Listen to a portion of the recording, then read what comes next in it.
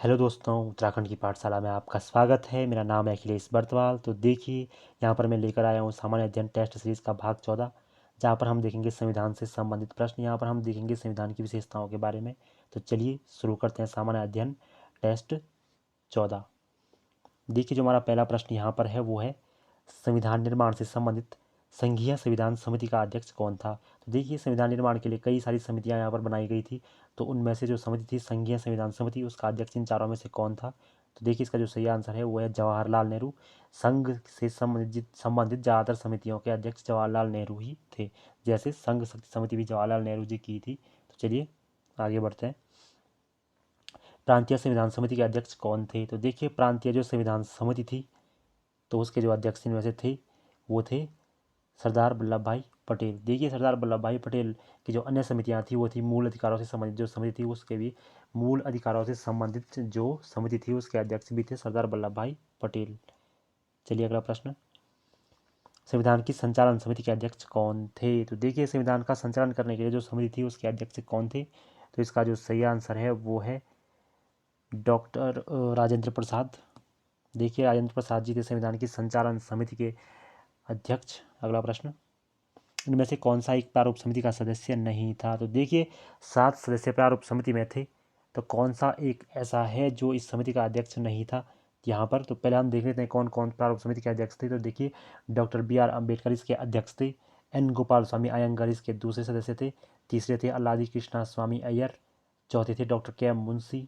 पाँचवें थे सैयद मोहम्मद सादुल्ला। और छठवें थे एन माधव राव। और अंतिम जो सातवें थे वो थे टी टी कृष्णमाचारी। तो देखिए, यहाँ पर जो व्यक्ति जिनका नाम यहाँ पर नहीं था इन सातों में वो हैं पट्टाभी सीतारामैया। ये सदस्य नहीं थे प्रारूप समिति के। अगला प्रश्न, संविधान में संसदीय शासन प्रणाली किस देश से ग्रहण की गई। तो देखिए, जो हमारी व्यवस्था है संसदीय शासन प्रणाली की, ये किस देश से ग्रहण की गई है। लोकसभा, राज्यसभा, ये सभी। तो ये ग्रहण किया गया है ब्रिटेन से। देखिए, ब्रिटेन से ली गई है हमारे देश की संसदीय शासन प्रणाली। अगला जो प्रश्न है वो है, संविधान में एकल नागरिकता का प्रावधान कहाँ से लिया गया है। तो देखिए, व्यक्ति को सिर्फ एक ही नागरिकता प्राप्त होती है, वो है देश की, उसे राज्य की कोई नागरिकता प्राप्त नहीं होती है। तो ये जो प्रावधान लिया गया है ये भी लिया गया है ब्रिटेन से। देखिए, बात करें अगर हम संयुक्त राज्य अमेरिका की, तो वहाँ पर दोहरी नागरिकता का प्रावधान है। राज्यों की नागरिकता अलग है और राष्ट्र की नागरिकता अलग है। अगला प्रश्न, संविधान में मूल अधिकारों का स्रोत किस देश का संविधान है। तो देखिए, हमारे देश के संविधान में जोड़ा गया है मूल अधिकारों को, भाग 3 में जोड़ा गया है। तो किस देश से लिए गए हैं मूल अधिकार जो नागरिकों के लिए होते हैं।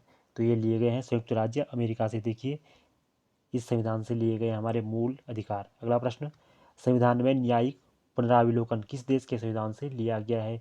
देखिए, न्यायिक पुनराविलोकन क्या होता है कि जब सुप्रीम कोर्ट अपने किसी फैसले पर पुनर्विचार कर उसे बदल सकता है। मतलब अगर उसने कोई फैसला दे दिया है और उसे लगता है कि फैसला हमने गलत सुना दिया है, तो वो पुनर्विचार कर उसे फिर से बदल सकता है। अनुच्छेद 137 में वर्णित है ये। तो ये लिया है हमने अमेरिका से ही, संयुक्त राज्य अमेरिका से ही हमने लिया है न्यायिक पुनरावलोकन। अगला, संघ एवं राज्यों के मध्य शक्ति का वितरण अर्थात संघात्मक व्यवस्था किस देश से ली गई है। देखिए, संघ और जो राज्य होते हैं उनके बीच शक्ति का वितरण किया गया है, जो संघात्मक व्यवस्था बनाई गई है, राज्यों को संघ के अंतर्गत रखा गया है, ये किस देश से ली गई है ये व्यवस्था। तो इसका जो सही आंसर है वो है कनाडा। देखिए, कनाडा से ली गई है संघात्मक व्यवस्था हमारी। अगला प्रश्न, राज्य के नीति निर्देशक सिद्धांत किस देश के संविधान का भाग है। तो देखिए, भाग 4 में वर्णित है राज्य के नीति निर्देशक तत्व, जहाँ पर राज्य के जो कर्तव्य हैं, सरकार के जो राज्य के प्रति जो कर्तव्य हैं, जो भविष्य में राज्य के नागरिकों पर के प्रति जो कर्तव्य हैं, जो भविष्य में उसने पूरे करने हैं, वो होते हैं नीति निर्देशक तत्व सिद्धांत। तो किस देश से लिए गए हैं। तो इसका जो सही आंसर है वो है, ये लिए गए हैं आयरलैंड से। देखिए, अगला प्रश्न, राष्ट्रपति द्वारा राज्यसभा में विशेष क्षेत्रों में ख्याति प्राप्त व्यक्तियों का मनोनयन किस देश से ग्रहण किया गया है।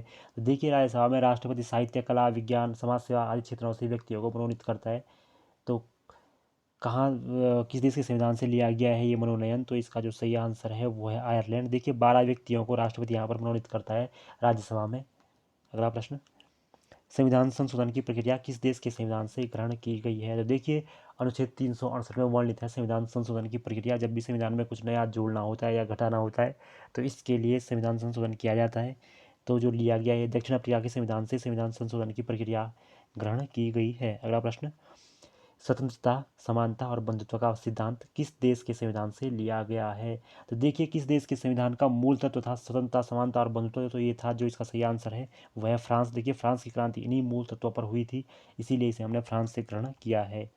तो देखिए अगला प्रश्न है, गणतंत्रात्मक व्यवस्था किस देश से संविधान से ग्रहण की गई है? तो देखिए जनता का शासन जो गणतंत्रात्मक व्यवस्था है ये किस देश के संविधान से हमने ली है? तो इसका जो सही आंसर है वह है फ्रांस। देखिए सबसे पहले जन क्रांति हुई थी फ्रांस में।